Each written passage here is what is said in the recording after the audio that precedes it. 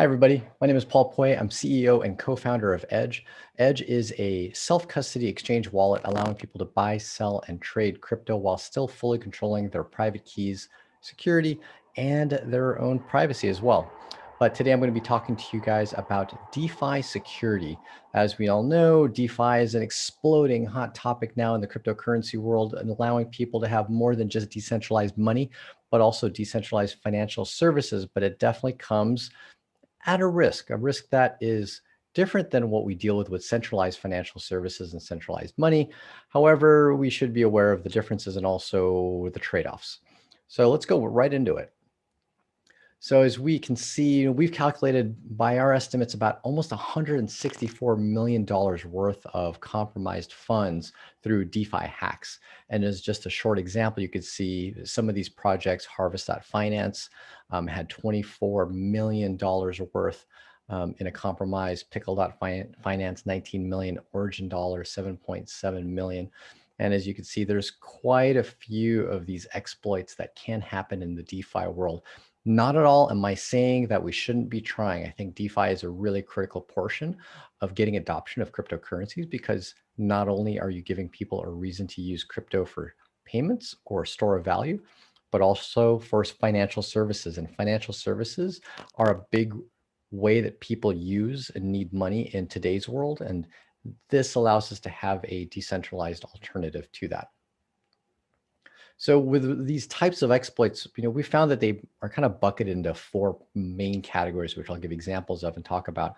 And so the number one, big fear is, good old fashioned scams, rug pulls. Project and its founders put out a smart contract, claim it can do X, Y, and Z in the DeFi world. People deposit funds, they get funds locked in it, maybe even they stake funds.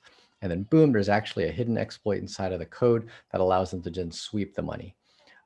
This has happened a few times, and unfortunately, this is something that we do have to watch out for, and it can happen in the future. But hopefully, over time, as some reputable projects really start to rise to the surface, we filter out a lot of these bad projects through good audits. Software bugs, a second category of an exploit. This is just an honest mistake. As software developers, we make mistakes. We're humans. And there is no block of software out there in the world that does not have bugs. And our hope is the bugs that might exist in some of these DeFi projects aren't those that are critical enough for people to lose a lot of money. Number three is probably the most challenging thing to solve in the DeFi world, which is this economic incentive in the game theory.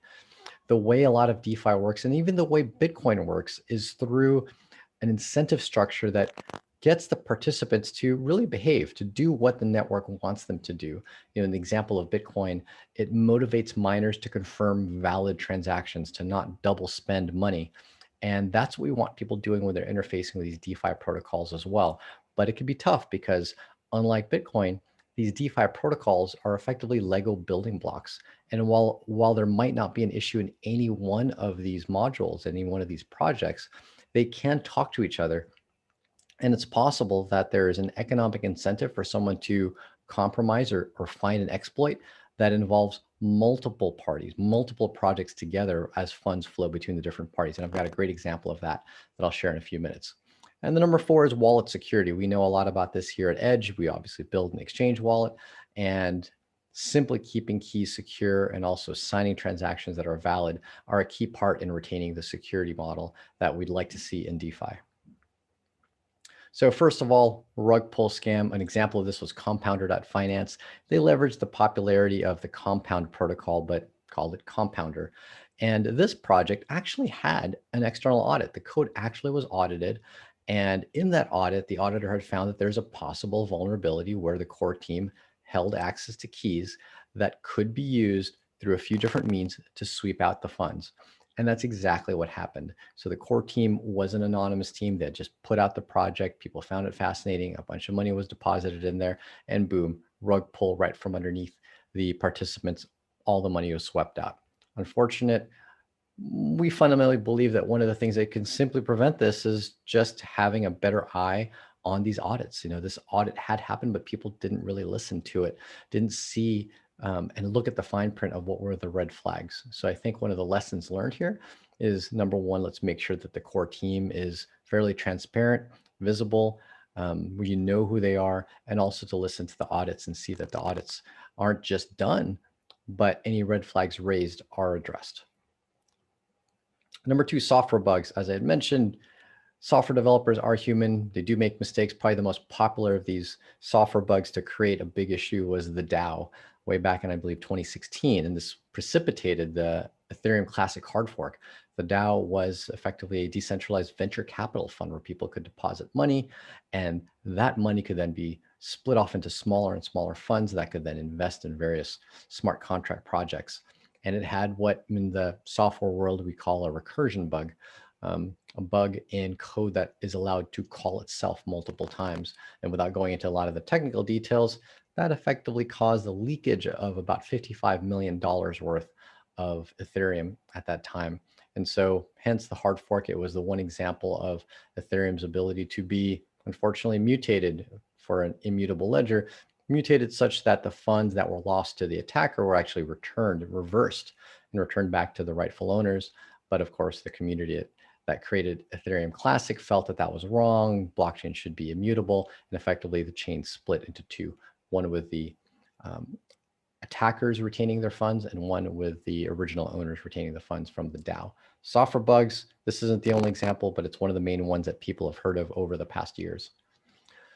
And then, of course, the economic incentive. I'll go into a little bit more detail about this exact example because I think it's incredibly fascinating. And so this involved 5 different smart contract projects to pull off what's known as the BZX flash loan exploit. So walking through this, you realize it really took quite a few projects, a few of these Lego building blocks to pull off this exploit. And at the heart of this exploit is the functionality called a flash loan. This allows someone to borrow digital assets from a smart contract project. In this case, it was the DYDX, so long as you can pay it back in the same transaction. It's as if you had infinite speed like the flash to go from one bank, borrow, and then use that money to invest in something, and then take the money out of the investment and invest in something else, take the money out, and then deposit it back in the bank all in a millisecond. And so the idea behind a flash loan is that these smart contracts don't have to trust you to return the money because they can see based on how the transaction is structured that the money is actually going to be returned. Otherwise, the entire transaction doesn't happen.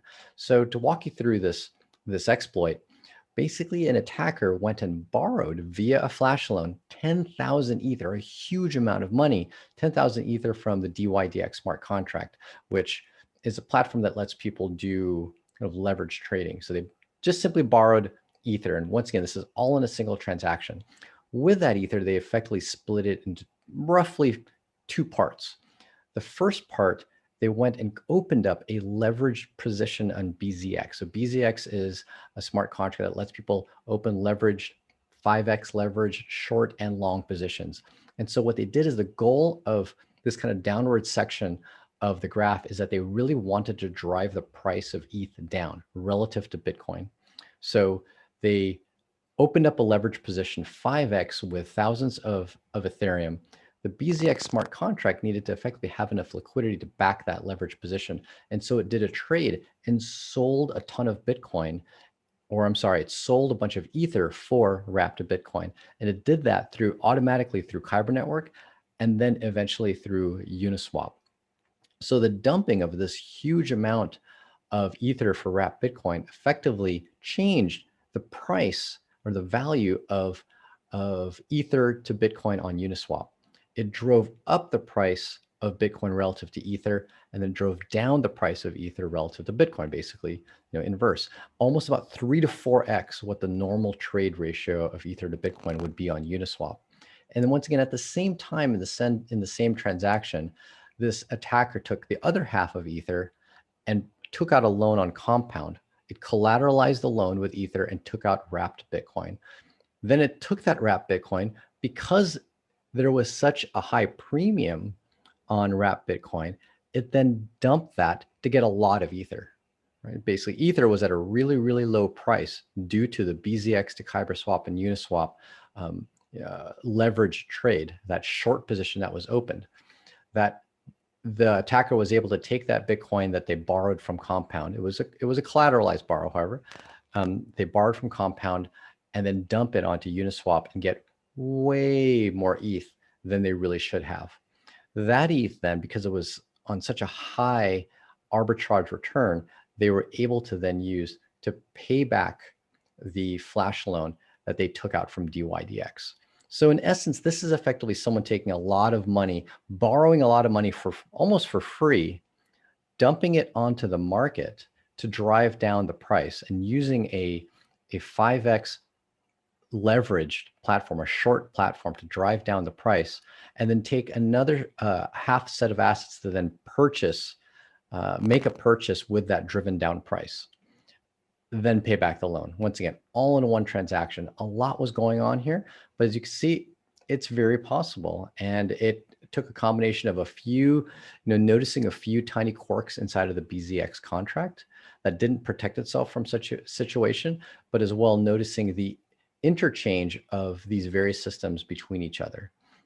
Fortunately, the BZX team was well funded enough to be able to make whole anyone who may have lost funds during this exploit.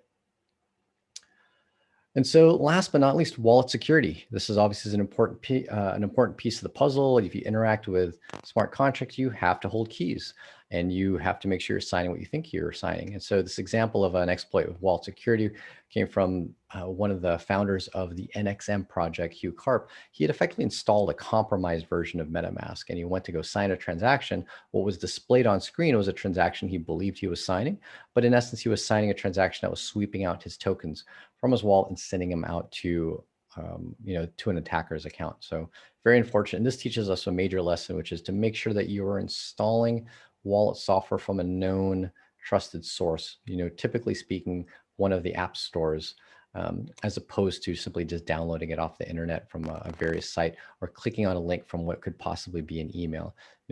Look for and know the domains of these various wallets, and go to those domains to get links to download them. And so one thing to consider as well, if this is so dangerous, why don't we just go down a centralized path, the CeFi alternative? And here are the various projects that could effectively offer similar services to DeFi. Binance is huge in trading various altcoins and tokens.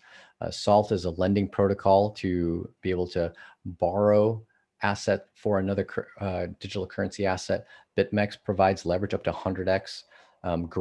All of these have been great services.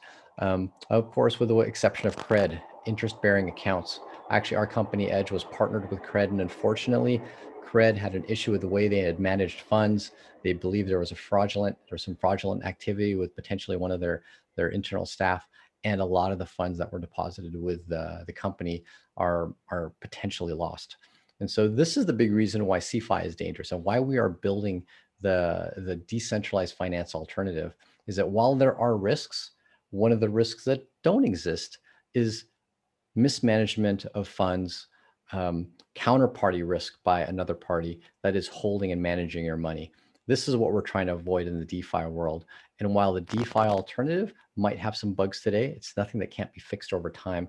In contrast, with centralized finance, we know over time that they've constantly compromised our ability to access financial services, and also the value of the funds that they hold for us. So I fundamentally believe DeFi is our future for everything that DeFi can do. And the alternatives will be around for a while, but I think it's good to start to challenge them with DeFi equivalents. And so what do we think is the future of DeFi? To help with the user experience, we fundamentally think DeFi services are going to get integrated into the wallets. The companies that we trust will do the proper due diligence of these DeFi projects, and not put in projects such as Compounder.finance. And number two, you won't have the separation of the DeFi dApp and the wallet such as MetaMask, and having to guess that what you're signing is what is meant to be signed by that DeFi protocol. You see what you're signing, and so long as you've downloaded the wallet from a reputable spot, you know that's going to be a valid transaction. And last, I want to end with what we do at Edge. So in Edge, we do have DeFi integrated. Today, people can swap Ether tokens via various DEXs through our partner Total, and that covers Uniswap and several other popular DEXs. And upcoming this year, we intend to integrate interest-bearing accounts, loans, as well as leverage trading, pretty much the full gamut of what people are generally looking for inside of the centralized services. But now, directly accessible from a wallet like Edge, you'll be able to directly access these decentralized finance equivalents. So that's it. Thanks a lot, everybody, for listening. Hope you enjoy the rest of BTC Miami, and have a great conference. Take care, everybody.